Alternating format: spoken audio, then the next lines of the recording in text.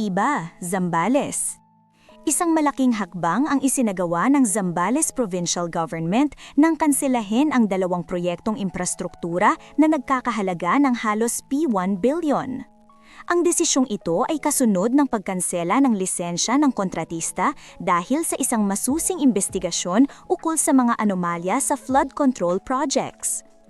Ang mga proyektong kinansela ay kinabibilangan ng isang bagong 5 palapag na Capitol Building na nagkakahalaga ng P499.6 milyon at isang sports complex na may track at football stadium na nagkakahalaga ng P499 milyon ayon kay Engineer Domingo Mariano, consultant ng provincial government.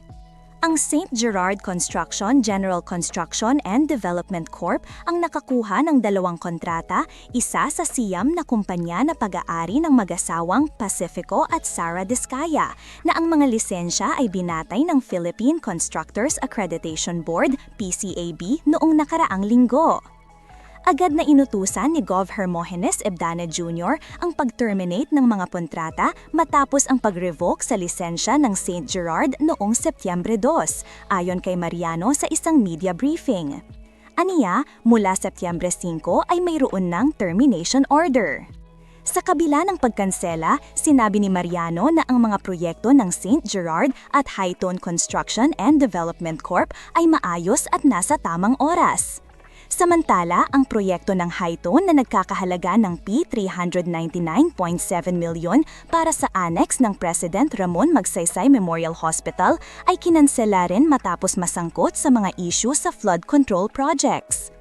Nanatiling positibo si Mariano, sinabing ang Commission on Audit ang magtatakda kung magkano ang karagdagang bayad para sa bawat proyekto matapos ang technical na pagsusuri sa nagawang trabaho.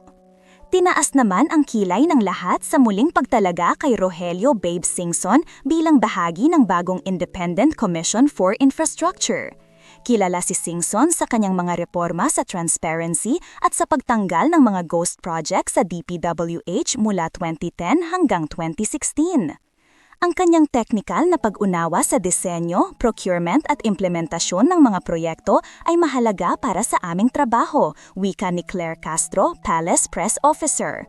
Sa kasalukuyan, siya ang CEO ng Metro Pacific Water at Tollways Corporation.